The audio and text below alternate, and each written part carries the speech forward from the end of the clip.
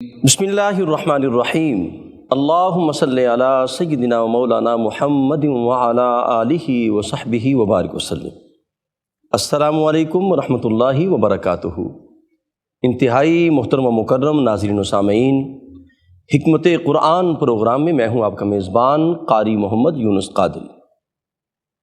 امام دارمی رحمۃ اللہ تعالی علیہ بہت بڑی شخصیت، بہت بڑی ہستی، اللہ اکبر، وہ بیان فرماتے ہیں، اور جب یہ ان کا وصال ہوا تو امام بخاری رحمۃ اللہ تعالی علیہ کو خبر پہنچی تو آپ رو پڑے اور آپ نے فرمایا آج دنیا سے آدھا علم رخصت ہو گیا ہے۔ اتنی بڑی ہستی ہیں۔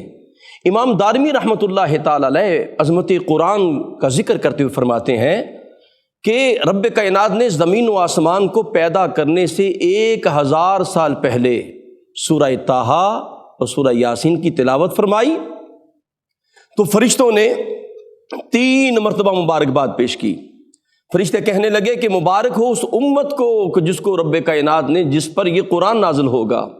پھر فرمایا مبارک ہو اس امت کو کہ جن کے سینوں میں قرآن کا نور داخل ہوگا اور وہ قرآن حکیم کو حفظ کریں گے۔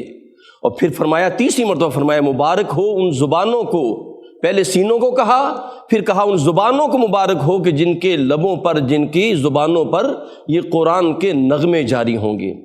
تو قرآن حکیم کی عظمت ایسی ہے۔ حضرت انس بن مالک رضی اللہ تعالیٰ عنہ بھی بیان فرماتے ہیں عظمت قرآن کے حوالے سے، فرماتے ہیں کہ کریم آقا علیہ الصلوۃ والسلام نے فرمایا ان للہ اہلین من الناس، لوگوں میں کچھ لوگ ایسے ہیں جو اہل اللہ ہیں، اللہ والے ہیں۔ تو جناب اصحاب رسول نے پوچھا قالوا من ہم یا رسول اللہ، یا رسول اللہ وہ کون ہیں جو اللہ والے ہیں، جو اہل اللہ ہیں؟ تو کریم آقا علیہ الصلوۃ والسلام نے فرمایا قال اہل القرآن ہم اہل اللہ و خاصتہ، فرمایا کہ جو اللہ والے ہیں اور جو اس کے خاص مقربین لوگ ہیں وہ خوش بخت ہیں جو قرآن پڑھنے والے ہیں۔ حکمت قرآن پروگرام میں الحمدللہ ہماری خوش بختی ہے، ہمارے ساتھ ہمیشہ کی طرح جن سے ہم بہت کچھ سیکھتے ہیں، اور جب وہ بولتے ہیں تو علم و حکمت کا دریا رواں ہو جاتا ہے۔ ہماری خوش بختی ہے، ہمارے ساتھ جلوہ فرما ہے مفسر قرآن، مفکر اسلام حضرت علامہ پیر سید ریاض حسین شاہ صاحب۔ السلام علیکم ورحمۃ اللہ وبرکاتہ۔ وعلیکم السلام ورحمۃ اللہ وبرکاتہ۔ حضور قبلہ آپ کا خیر مقدم ہے جی، الحمدللہ۔ شکریہ آپ کا، مہربانی۔ ناظرین کرام، الحمدللہ آج ہم آغاز کریں گے سورہ بقرہ سے۔ اعوذ باللہ من الشیطان الرجیم، بسم اللہ الرحمن الرحیم۔ الف لام میم ذالک الکتاب لا ریب فیہ ھدی للمتقین۔ تو میں حضور قبلہ شاہ صاحب کا حکمت افروز اور جلوہ آرا جو ترجمہ آپ نے فرمایا ہے اسی سے ترجمہ کر رہا ہوں۔ ارشاد ربانی ہے وہ کتاب کہ جس میں کوئی شک نہیں، وہ کتاب کہ جس میں کوئی شک نہیں، ڈر جانے والوں کو اس سے ضرور ہدایت ملتی ہے۔ آج ہم انشاءاللہ اسی پہ بات کریں گے اور اسی پہ گفتگو کریں گے۔ الحمدللہ جو سابقہ ہمارا پروگرام تھا ہم نے حروف مقطعات پر بات کی تھی، اب ہم اس سے آگے بڑھتے ہیں اور ذالک الکتاب لا ریب فیہ، سورہ بقرہ کا آغاز ہو رہا ہے۔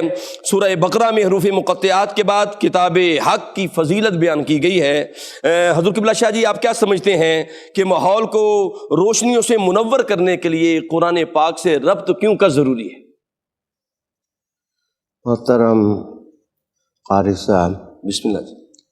اللہ کا شکر کہ اس نے ہمیں کتاب نور سے سبحان اللہ، استفادہ کا یہ موقع اللہ اکبر، عطا فرمایا۔ الحمدللہ۔ آپ نے جو سوال پوچھا ہے جی، میں اس کے جواب میں یوں عرض کروں گا کہ سورہ بقرہ جی، کو رسول اللہ علیہ السلام نے سنام القرآن قرار دیا۔ سبحان اللہ، سبحان اللہ۔ تو سنام چوٹی کو کہتے ہیں، جی، واہ واہ، بلندی کو کہتے ہیں۔ سبحان اللہ، تو رسالت مآب صلی اللہ علیہ وسلم نے فرمایا کہ یہ صورت ایسی ہے واہ واہ، تو قرآن حکیم اور کتاب مجید میں چوٹی کی ہے، کیا کہنے، اس کے مضامین بلند ہیں، سبحان اللہ، دلکش ہیں جی، اور روح میں اترنے والے ہیں۔ بے شک، پھر رسول اللہ علیہ السلام نے اس کو فسطاط بھی کہا ہے، جی اس کا معنی ہوتا ہے خیمہ۔ ٹھیک، تو جس طرح خیمے کے اندر آدمی بیٹھا ہو تو اس کو سکون ملتا ہے، سبحان اللہ، سایہ میسر ہوتا ہے، واہ واہ، اس کو سیکورٹی ہوتی ہے، وہ تحفظ محسوس کرتا ہے، اس کے راز محفوظ ہوتے ہیں۔ اللہ اکبر، تو سورہ بقرہ وہ چمکنے والی صورت ہے کہ جس میں جس وقت انسان آمادگی کے ساتھ اس خیمے میں بیٹھتا ہے اللہ اکبر، تو اللہ سبحانہ اس کو سکون عطا کرتا سبحان اللہ، سبحان اللہ، ہے۔ رہ گیا قرآن حکیم جی، اور اس سے ربط۔ اللہ اکبر، تو سورہ فاتحہ میں ہم نے یہ چیز سیکھی تھی کہ انسان کی ہدایت کا مرجع اللہ کی ذات ہے، بے شک بے شک، اللہ ہی بناتا ہے، وہی سنوارتا ہے، سبحان اللہ، وہی افکار میں بلندی دیتا ہے اور وہی اعمال میں حسن بخشتا ہے۔ بے شک بے شک، تو قرآن مجید کے 33 نام ہیں اللہ جو اکبر، کتاب مجید میں آئے ہیں، واہ واہ واہ، تو شاید ان سب پر بات کرنا تو مشکل ہوگی۔ جی جی، مثلاً قرآن ہے، تو قرآن کا مطلب ہوتا ہے بہت زیادہ پڑھی جانے والی کتاب۔ بے شک، تو انسانیت کے قافلہ کو چاہیے کہ وہ کثرت کے ساتھ اس سبحان اللہ، قرآن کو پڑھیں جی اور اس سے مستفید ہوں۔ ٹھیک، مثلاً انسائکلوپیڈیا آف بریٹینیکا، اس نے قرآن حکیم کے بارے میں لکھا کہ Quran is most widely read text in the world, اللہ اکبر، کہ اس کائنات میں سب سے زیادہ جو پڑھی جانے والی کتاب ہے وہ قرآن۔ اللہ اکبر، ہمیں اس کو پڑھنا بھی چاہیے، اس کے جو مفاہیم ہیں ان کو دل میں اتارنا چاہیے، ٹھیک، اس کے جو عملی تقاضے ہیں جی وہ پورے کرنے چاہیے، اس کے اندر جو روحانیت ہے ٹھیک، اس روحانیت کی سچی طلب اپنے دل میں پیدا کرنی چاہیے۔ سبحان اللہ، مثلاً نور ہے، تو یہ صاف اعلان ہے کہ جس شخص کا قرب قرآن سے نہیں، وہ گویا تاریکی میں اور دبیز ظلمت میں بیٹھا ہوا ہے، جی، تو اسے چاہیے کہ اپنی زندگی کو منور کرنے کے لیے نور کی طرف آئے۔ ہاں، قد جاءکم من اللہ نور و کتاب مبین، سبحان اللہ، یہ کتاب مبین نور بھی ہے، جی، روشن بھی ہے، واضح بھی ہے۔ سبحان اللہ، آج اس دور میں جب انسانیت بھٹک رہی ہے، اللہ اکبر، ان کے ہاں لیڈرشپ کا فقدان ہے، ان کی کوئی راہبری اور رہنمائی کرنے والا نہیں، جی، تو قاری صاحب میں بڑے وثوق سے دل جمی سے کہوں گا کہ محروم وہ ہے جو علم کے سورج کے سامنے بیٹھا نہیں اللہ اکبر، اور اس نے قرآن حکیم پڑھا نہیں، اس میں غور و فکر نہیں کیا۔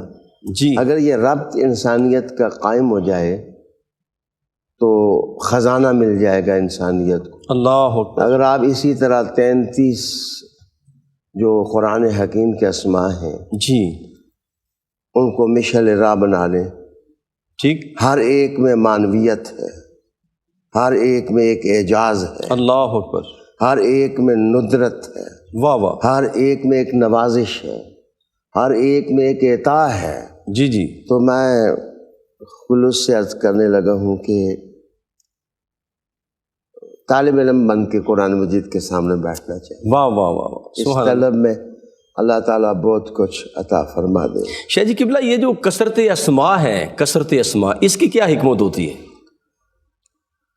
اچھا، یہ عنوان طویل نہ ہو جائے، ٹھیک ٹھیک، میں صرف اختصار کے ساتھ عرض کروں گا کہ جو 114 صورتیں ہیں جی، ان میں مختلف قسم کے مضامین ہیں ٹھیک ہے، جو زندگی کے مختلف شعبوں کے ساتھ تعلق رکھتے ہیں، اللہ اکبر، اور جس وقت ان شعبوں کو روشنی دینی ہو ٹھیک ہے. تو وہاں آپ اس صورت میں دیکھیں گے کہ ان مضامین کی مناسبت سے قرآن کا نام آیا. اللہ اکبر، سبحان اللہ. کہیں قرآن حکیم کہا گیا، کہیں نور کہا گیا، آہا، کہیں تذکیر کہا گیا، واہ واہ، کہیں ذکر کہا گیا. ذکر کہا گیا، بے شک. کہیں فرقان کہا گیا، واہ کہیں واہ. برہان کہا گیا. واہ واہ. تو یہ قرآن حکیم کتاب مجید کے اسماء ہیں. ٹھیک ہے، ٹھیک، سبحان اللہ.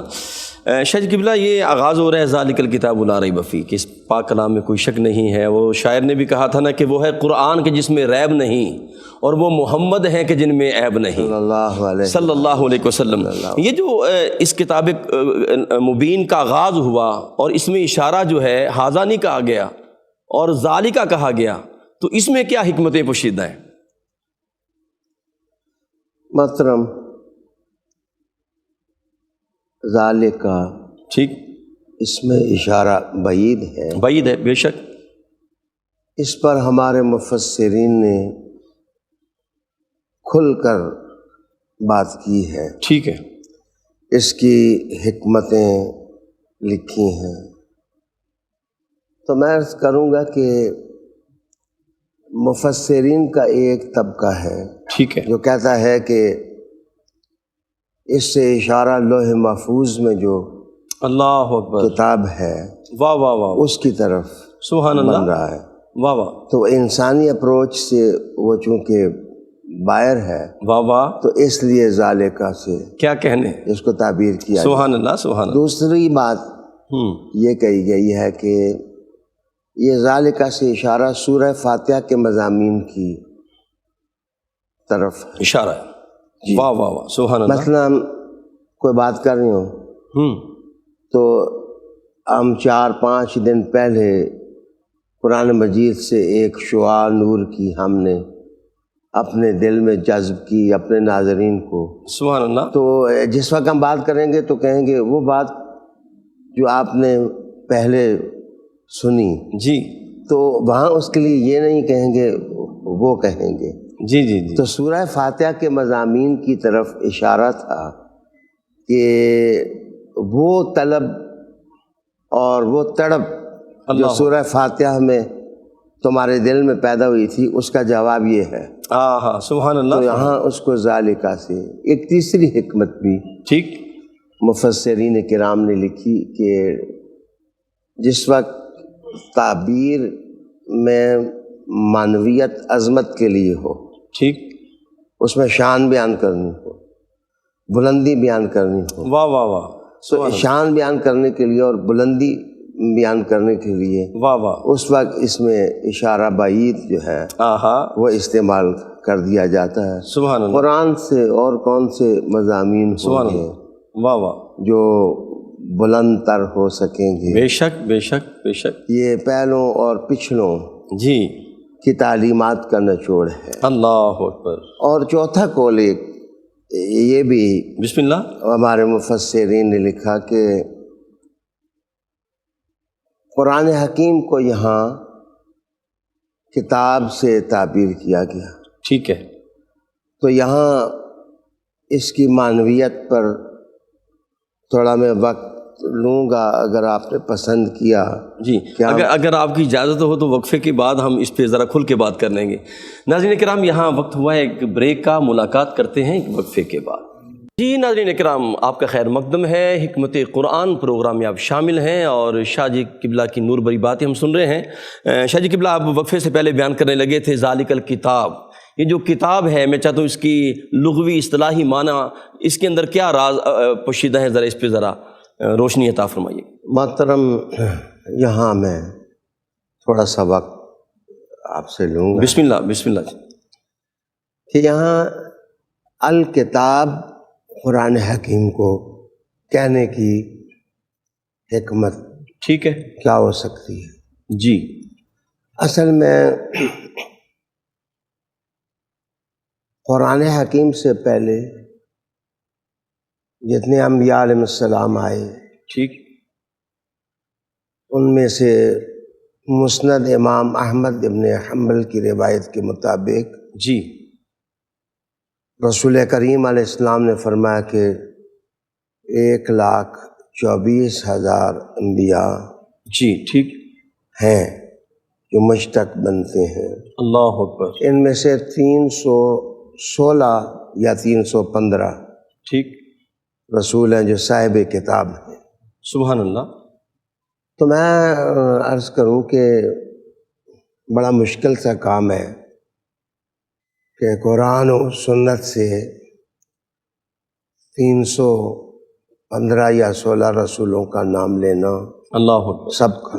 ٹھیک، مثلاً آدم علیہ السلام صحیح، کے لیے بھی سراغ ملتا ہے کہ کچھ صحیفے ان کے سینے پر نازل ہوئے، ٹھیک، شیس علیہ السلام کے بارے میں بھی صحیح، پتہ چلتا ہے، نوح علیہ السلام کے بارے میں بھی پتہ چلتا ہے، ٹھیک، ادریس علیہ السلام کے بارے میں بھی پتہ چلتا ہے، واہ واہ، ابراہیم علیہ السلام کے بارے میں پتہ چلتا ہے۔ سبحان اللہ، لیکن ان سب میں ان کا تو ذکر بھی ہے، صوفی ابراہیم و موسیٰ، باقاعدہ قرآن میں ذکر ہے، معروف کتابیں 4 ہی ہیں، ٹھیک ہے، تورات ہے، ٹھیک، زبور ہے، انجیل ہے، صحیح، اور پھر قرآن حکیم ہے۔ سبحان اللہ، چونکہ قرآن مجید نے آدم سے لے کر کے مصطفیٰ کی ذات تک جتنی نبوی تعلیمات گزری ہیں، ٹھیک، ان سب کا خلاصہ قرآن مجید نے دیا ہے۔ اللہ اکبر، اللہ اکبر، تو میرا اپنا خیال یہ ہے کہ یہاں الکتاب کہنے کی حکمت یہ ہے کہ جتنی تعلیمات پہلے گزری ہیں، جی، جب آخری نبی حضرت محمد صلی اللہ علیہ وآلہ وسلم ہیں، تو پھر ان کتابوں کو فرداً پڑھنے سے جی جی، تمہارے لیے بہتر یہ ہے کہ ایک ہی کتاب پڑھ لو ہاں ہاں، سبحان اللہ، جس کا نزول حضرت محمد صلی اللہ علیہ وآلہ وسلم کے سینے پر ہوا۔ سبحان محترم قاری صاحب، ایک تو کہتے ہیں کہ کتاب مصدری معنوں میں ہے، ٹھیک ہے، معنی ہوگا مکتوب، لکھا ہوا۔ صحیح، رسالت میں آپ صلی اللہ علیہ وسلم خود نہیں لکھتے تھے، جی، لیکن آپ کے عظیم صحابہ جو کتابت کا علم رکھتے تھے، ٹھیک، حضور صلی اللہ علیہ وسلم ان کو بلاتے، جہاں کوئی آیت لکھوانی ہوتی لکھوا دیتے، بلکہ اس وقت کاغذ تھے لیکن کمی تھی، ٹھیک، بے شمار آیات پتھر کی سلوں پر لکھی گئیں اللہ اکبر، اور کھجوروں کی چھالوں پر چھالوں پہ لکھی گئیں، ٹھیک ہے، لکڑی کے تختوں پر لکھی گئیں۔ ٹھیک، ٹھیک، تو کتاب بمعنی مکتوب ہے، لکھا ہوا۔ ٹھیک، اور دوسرا معنی کتاب کا جمع کرنا بھی ہوتا ہے۔ راغب اصفہانی نے لکھا کہ اس کا معنی جمع کرنا ہوتا ہے۔ تو جمع کرنے کا مطلب، ویسے زبیدی حنفی لکھتے ہیں کہ چمڑے، 2 چمڑے ٹھیک، اگر ان کو باہم سی دیا جائے تو اس کو بھی کتابت لفظ سے تعبیر کرتے ہیں، ملا دینا، جوڑ دینا۔ واہ واہ، ان معنوں میں قرآن مجید میں کتاب کا مفہوم یہ ہوگا کہ حرفوں کو جوڑ کر کے واہ واہ، اور حروف کی ترکیب سے تازہ جہان اللہ تعالیٰ نے انسان کے غور و فکر کے لیے عطا کیے ہیں۔ کیا کہنے، سبحان، تیسرا معنی منتشر اوراق کو جمع کرنا بھی کتاب کے مفہوم میں ہے۔ مثلاً یہ کتاب میرے سامنے ہے، جی، بسم اللہ، تو ایک ورق اگر ہو تو وہ ایک ہوگا۔ جس وقت کتاب بنتی ہے تو مختلف اوراق کو جوڑ کر کے ٹھیک، پھر وہ کتاب بنتی ہے۔ صحیح، تو اس میں اشارہ اس طرح ہے کہ جتنے منتشر تعلیمات کے اوراق زمانہ ماضی میں گزرے ہیں، واہ واہ، ماشاء اللہ، ان سب کو جمع کر کے کیا کہنے، اس کتاب میں رکھ دیا گیا جس کا نزول حضرت محمد صلی اللہ علیہ وآلہ وسلم کے سینے پر ہوا۔ واہ واہ واہ، تبیان لکل شیء، کیا کہنے۔ شیخ جی قبلہ، اگلی میں بات عرض کرنا چاہوں گا کہ اس کتاب نے جو آغاز میں دعویٰ کیا اور اپنا تعارف پیش کیا ہے، ذالک الکتاب لا ریب فیہ، کہ اس میں کوئی شک نہیں ہے، اور یہ جو لا ریب کا لفظ ہے، اور یہ آگے بھی سورہ بقرہ میں اس کا ذکر آیا، وَإِن كُنتُمْ فِي رَيْبٍ مِّمَّا نَزَّلْنَا عَلَىٰ عَبْدِنَا فَأْتُوا بِسُورَةٍ مِّن مِّثْلِهِ، کہ اگر یہ اس قرآن کے منزل من اللہ ہونے میں تمہیں کوئی شک ہے تو اس کے مقابلے میں تم اس کی مثل لے آؤ۔ تو یہ جو لا ریب ہے، میں چاہوں گا اس پہ ذرا روشنی ڈالیے گا۔ تو کہتے ہیں کہ یہ لا جو ریب پر داخل ہوا ہے، ٹھیک، یہ نفی جنس کے لیے، ٹھیک ہے، اس کو فن کی زبان میں کہتے ہیں صحیح ہے، کہ ریب پر یہ داخل ہوا۔ پہلے تو عرض کرنے لگا ہوں کہ ریب کا معنی کیا ہوتا ہے۔ ریب دراصل کانٹا اور کانٹے کے چبھنے کو ریبہ کہہ دیتے ہیں۔ ٹھیک ہے، اگر کوئی سخت چٹکی کاٹے اور اس سے درد بدن میں محسوس ہو، یا کانٹا اگر کوئی چبھائے اور وہ چیز جو دل میں کھٹک جائے شک بن کر، وہ بھی چبھتی ہے، اللہ اکبر، انسان کنفیوز مائنڈڈ ہو جاتا ہے، ٹھیک ہے، تو گویا یقین کی صورت پیدا نہیں ہوتی۔ صحیح ہے، تو رب کریم نے ریب پر لا داخل کر کے یہاں پر ہمارے بزرگ استاد کہا کرتے تھے کہ جس وقت ریب پر لا داخل ہوا، جی، نکرہ پر لا داخل ہو جائے تو نکرہ کا ککھ بھی نہیں چھوڑتا۔ اللہ اکبر، تو یہاں لا نے معنویت یہ پیدا کی کہ قرآن مجید میں ریب کا اور شک کا اور چبھن کا تصور بھی نہیں کیا جا سکتا۔ واہ واہ واہ واہ، اللہ عز سبحانہ نے قرآن مجید میں وہ یقینی مضامین، ٹھوس مضامین، کنکریٹ تعلیمات جو دل اور روح میں اترنے والی ہیں وہ بیان فرمائی ہیں۔ واہ واہ واہ، اب سوال پیدا ہوتا ہے کہ کس چیز میں شک نہیں؟ ٹھیک ٹھیک، لا ریب جو کہا کہ ذالک الکتاب لا ریب فی، آہا، محترم میں یہاں عرض کروں گا کہ اگر ترکیب کا حسن دیکھنا ہو تو اس کو ذالک الکتاب کو مبتدا اور خبر بھی بنایا گیا ہے، جی جی، اور اس کو صفت موصوف کے معنوں میں بھی استعمال کیا گیا ہے۔ اگر صورت ہو مبتدا اور خبر کی واہ تو واہ، معنی یہ بنتا ہے اس کی ہدایت، اس میں کوئی شک نہیں، واہ اس واہ، کے اللہ کی طرف سے نازل ہونے میں کوئی شک نہیں، واہ واہ، اس کے مکمل کتاب ہونے میں کوئی شک نہیں، سبحان اس اللہ، کی ہدایت ہونے میں کوئی شک نہیں، دلوں میں سکون پیدا کرنے کے لحاظ سے اس میں کوئی واہ شک واہ، نہیں۔ اور اگر معنی ثانوی لیں تو پھر یہ بنتا ہے ذالک الکتاب۔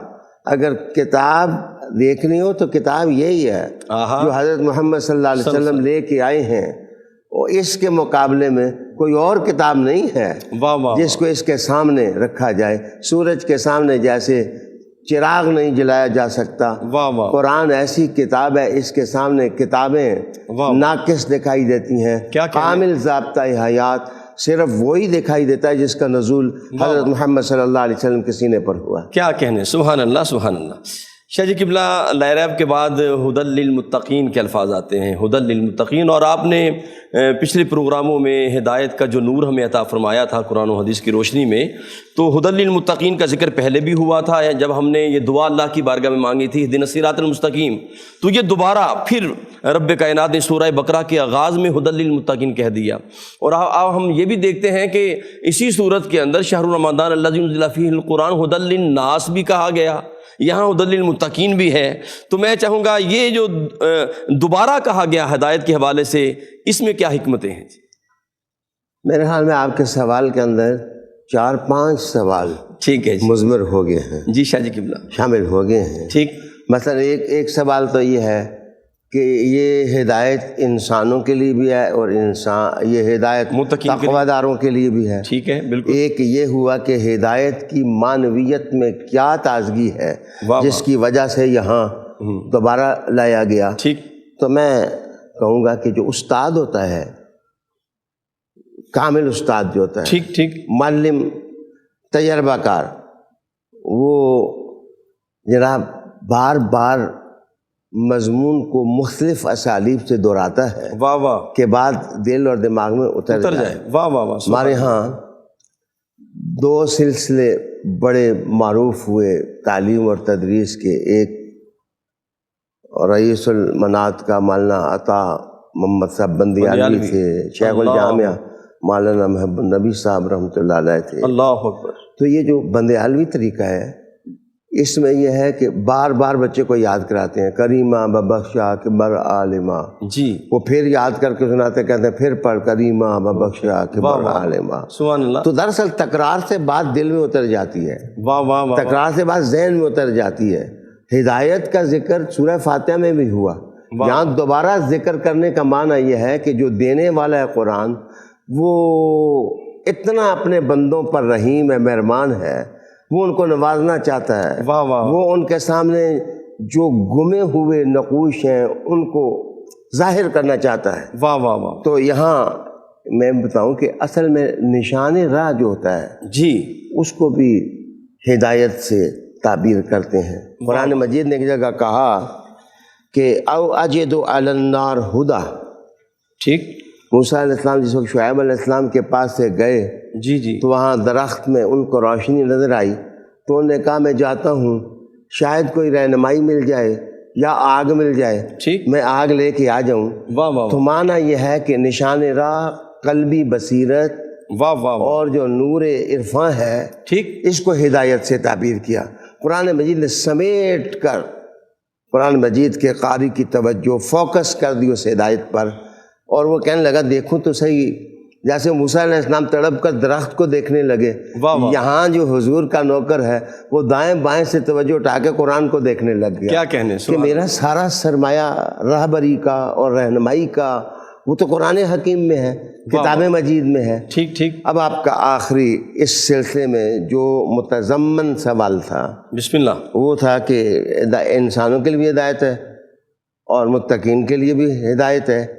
میں آپ سے ایک مثال کے ذریعے گفتگو کروں گا کہ ایک آدمی کے پاس بھی ایک سرائی کی پانی ہے، ٹھیک ہے، پانی کی سرائی ہے، جی جی، دوسرے آدمی کے پاس بھی پانی کی سرائی ہے۔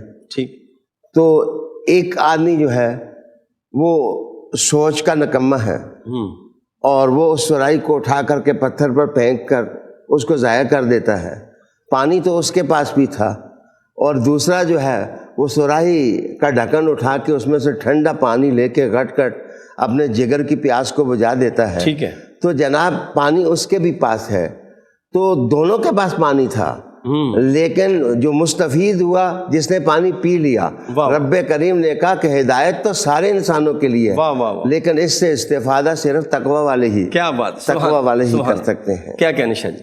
ناظرین کرام، ہدایت کا نور ہمیں مل رہا ہے شاہ صاحب قبلہ کی زبان نور سے الحمدللہ، اور پھر قبلہ شاہ صاحب نے فرمایا نا یہ بار بار تکرار جو ہوتا ہے، مجھے مولا کائنات کا قول یاد آ رہا ہے، مولا علی کرم اللہ وجہ الکریم فرماتے ہیں العلم یزداد بالتکرار، کہ جی تکرار سے جو علم ہے وہ بڑھتا چلا جاتا ہے۔ یہاں وقت ہوا ہے بریک کا، ملاقات کرتے ہیں ایک وقفے کے بعد۔ جی ناظرین اکرام، آپ کا خیر مقدم ہے، حکمت قرآن پروگرام میں آپ شامل ہیں، اور بات ہو رہی ہے ہدایت پر اور اس کے بعد تقوی پر۔ تقوی کے حوالے سے قرآن حکیم کے اندر یہ جو آیت کریمہ کا یہ حصہ ہے، قرآن حکیم کے اندر بہت سے مقامات پر تقوی کا ذکر ہے، جس میں اللہ کے خوف کی بات ہے، اللہ کی اطاعت کی بات ہے، توحید کی بات ہے، اخلاص کی بات ہے، اور تقوی کے حوالے سے امام راضی علیہ رحمت فرماتے ہیں کہ اس سے مراد خوف خدا بھی ہے۔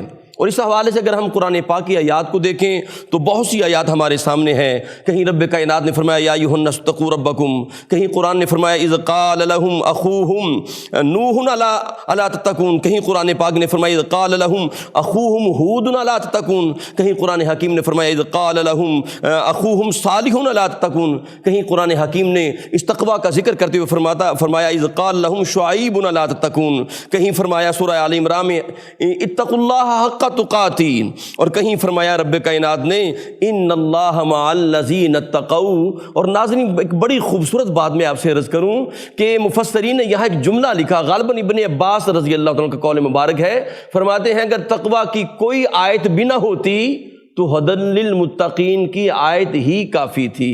شاہ جی قبلہ یہاں تقوی کی بات ہے، اور میں چاہوں گا تقوی کیا ہے اور متقین کے لیے ہدایت کا مفہوم کیا ہے؟ بندہ نواز بات یہ ہے کہ تقوی کی جو تعریف ہمارے بزرگوں نے، ائمہ تفسیر نے اپنے علمی خزانوں میں کی ہے، وہ یہ ہے جعل النفس فی وقایۃ مما یخاف۔ اللہ اکبر۔ اس عربی عبارت کا معنی یہ ہے کہ اپنے نفس کو ٹھیک، وقایت میں، تحفظ میں، سیکورٹی میں ایسی جگہ لے جانا جہاں اس کی بچت ہو، اللہ اکبر، ان چیزوں سے جن سے عام طور پر ڈر پیدا ہوتا ہے، اندیشہ پیدا ہوتا ہے، خرابی پیدا ہوتی ہے، انسان اپنے آپ کو تباہ، یہ ہے جعل النفس فی وقایہ۔ ٹھیک۔ رسالت مآب صلی اللہ علیہ وسلم کے عظیم عظیم عظیم صحابی حضرت امیر المومنین عمر بن الخطاب رضی اللہ تعالی عنہ نے ایک مرتبہ تقوی کا معنی حضرت کعب سے پوچھا سبحان اللہ سبحان اللہ۔ کہ تم نے رسول کریم علیہ السلام کی صحبت کے مزے پائے ہیں، آہا سبحان اللہ۔ تو آج مجھے کوئی تقوی کی ایسی تعریف بتاؤ جو دل میں اتر جائے۔ جی۔ تو آپ نے کہا کہ عمر، کبھی آپ خاردار جھاڑیوں والے صحرا سے اللہ آپ گزرے ہیں؟ جی جی جی۔ اگر گزرے ہیں تو کیسے گزرتے ہیں وہاں سے؟ اللہ اکبر۔ حضرت عمر رضی اللہ تعالی عنہ نے ارشاد فرمایا کہ میں وہاں سے کپڑوں کو سمیٹ لیتا ہوں ٹھیک ٹھیک۔ تاکہ وہ کانٹے دار جھاڑیوں سے الجھ نہ جائیں، آہا تو سمیٹ کر میں چلتا ہوں۔ صحیح۔ تو حضرت کعب نے حضرت امیر المومنین کو جواباً کہا کہ جناب، زندگی صحرا ہے، اللہ۔ دنیا صحرا ہے، ٹھیک ٹھیک اس میں بدیوں کے کانٹے ہیں ہر طرف۔ ٹھیک ہے۔ تو متقی شخص وہ ہے جو اپنا دامن سمیٹ کے چلتا ہے، واہ واہ واہ واہ۔ اللہ تعالیٰ اس کو گناہوں سے بچا لیتا ہے۔ ٹھیک۔ یہاں علامہ بیضاوی رحمۃ اللہ علیہ تعالیٰ نے جی انوار التنزیل کے اندر ٹھیک۔ تقویٰ کے 3 درجے لکھے ہیں۔ وہ کہتے ہیں کہ پہلا درجہ یہ ہے کہ انسان ہر قسم کے شرک سے بیزار ہو جائے، اس کے دل میں اللہ تعالیٰ کی توحید اس طرح سما جائے کہ اس کا تعلق بندگی کا مفہوم بن کے اس طرح کامل ہو کہ اس کے دل میں شرک نہ رہے۔ اللہ اکبر۔ ایک۔ واہ واہ واہ۔ دوسری چیز کہ گناہ جتنے بھی ہیں، جی جی۔ لغزشیں جتنی بھی ہیں، وہ ان سے بچتا ہوں۔ اور تیسرا مفہوم یہ ہے کہ وہ اللہ کی محبت اس کے سینے اور روح میں ایسی سما جائے واہ واہ۔ کہ وہ اللہ کی طرف یکسو ہو جائے، اور وہ چیزیں جو غفلت پیدا کرتی ہیں، وہ چیزیں جو غفلت پیدا کرتی ہیں، ٹھیک۔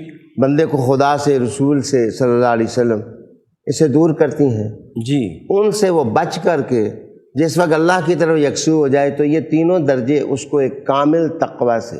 واہ واہ واہ۔ یہاں رسالہ کشیریہ میں نے یہ بات پڑھی کہ فضائل ہیں اور رذائل ہیں۔ وہ کہتے ہیں تقویٰ یہ ہے کہ جتنی فضیلتوں والے کام ہیں آپ کوشش کریں کہ آپ کی زندگی میں، آپ کے عمل میں آ جائیں، ٹھیک۔ اور جتنے رذائل ہیں، جتنی بری چیزیں ہیں اور وہ انسان کی شخصیت کو خراب کرتی ہیں، ٹھیک۔ آپ ان سے بچ جائیں۔ واہ واہ تو یہ رذائل سے بچنا اور فضائل سے آراستہ ہونا۔ واہ واہ۔ اور اس سلسلے میں ایک قول بہت مجھے خوبصورت لگا، مجدد الفسانی رحمۃ اللہ علیہ۔ واہ واہ واہ۔ آپ فرماتے ہیں کہ اطاعت رسول کا دوسرا نام تقویٰ ہے۔ کیا کہنے، سبحان۔ رسالت مآب صلی اللہ علیہ وآلہ وسلم جو کچھ دیں جی وہ اپنائیں لیں، جی۔ جن سے منع کریں واہ واہ۔ اس سے باز آ جائیں۔ واہ واہ۔ احکام 2 طرح کے ہیں، to do not to do, واہ واہ۔ کچھ کرنے کے ہیں، کچھ نہ کرنے کے ہیں۔ ٹھیک ٹھیک۔ تقویٰ دونوں پر محیط ہے۔ جی۔ جو نہیں کرنے والے ان سے بچ جائیں، جو کرنے والے ہیں وہ کر لیں، کیا بات۔ تو اللہ تعالیٰ تقویٰ کی دولت آپ سبحان کو عطا کر دے گا۔ میرے آخری الفاظ بسم اللہ۔ اس باب میں یہ ہوں گے کہ ایک آدمی کے سین میں کھجور کا درخت ہو جی۔ تو وہ سارے گھر والوں کے لیے ہوتا ہے، لیکن پھل جو ہے وہ چھوٹا بچہ نہیں توڑ کے کھا سکتا۔ مطلب یہ ہے کہ درخت کا پھل سب کے لیے ہے، لیکن کھاتا وہی ہے جس میں خلوص بھی ہو، جس میں طاقت بھی ہو، جس میں شوق بھی ہو، جس میں کوشش بھی ہو۔ یوں تو یہ قرآن مجید ہدی للناس ہے، ٹھیک۔ سب کے لیے ہدایت ہے، لیکن جیسے اس ہدایت سے سارے مستفید نہیں ہوتے، جن لوگوں کے اندر اللہ نے تقویٰ ڈالا ہے، صلاحیت اور عالیت ڈالی ہے، وہی اس درخت کا پھل سبحان اللہ۔ کھانے کے قابل ہو جاتے ہیں۔ کیا کہنے، سبحان۔ ناظرین کرام، آخر میں حضور قبلہ شاہ جی نے تقویٰ کے حوالے سے بڑی خوبصورت موتی ہمیں عطا فرمائے ہیں، اور مجھے وہ بات یاد آ رہی ہے کہ اصحاب صفہ کے جو منیٹر ہیں حضرت ابو ہریرہ رضی اللہ تعالیٰ عنہ، ایک شخص نیا مسلمان ہوا تو دربار رسالت میں حاضر ہوا، تو کریم آقا علیہ السلام نے اس کی تربیت کے لیے سیدنا ابو ہریرہ کی ڈیوٹی لگائی، فرمایا اسے تعلیم سکھاؤ، انہیں اسے دین کی تعلیم دو۔ تو سیدنا ابو ہریرہ مسجد نبوی کے کونے میں لے گئے انہیں، اور انہیں بس اتنا جملہ کہا، یا ایھا الذین آمنوا اتقوا اللہ، اے ایمان والو اللہ سے ڈرو۔ تو وہ کہنے لگا جی میرے لیے کافی ہے۔ فرمایا ابھی تو میں نے آغاز کیا ہے، ابھی تو میں نے آپ بہت سی باتیں کرنی ہیں۔ کہا جی میرے لیے کافی ہے، اور یہ معاملہ درباری رسالت میں پیش ہوا۔ تو کریم آقا علیہ السلام نے فرمایا اس نے سچ کہا ہے، جس نے اتنی بات کو سمجھ لیا اس کے لیے یہ کافی ہے۔ اور تقویٰ کیا ہے؟ اور دیکھیں علامہ واقدی نے بڑی خوبصورت بات کہی ہے۔ علامہ واقدی فرماتے ہیں تقویٰ یہ ہے کہ جس طرح تم لوگوں کے سامنے اپنے ظاہر کو مزین کرتے ہو، تقویٰ یہ ہے کہ اپنے باطن کو اللہ کے لیے مزین کرو، یہ تقویٰ ہے۔ اور یہاں میں آخر میں مولا کائنات کا ذکر کر کے بات کو ختم کرتا ہوں تاکہ اس بارگاہ سے خیرات عطا ہو جائے۔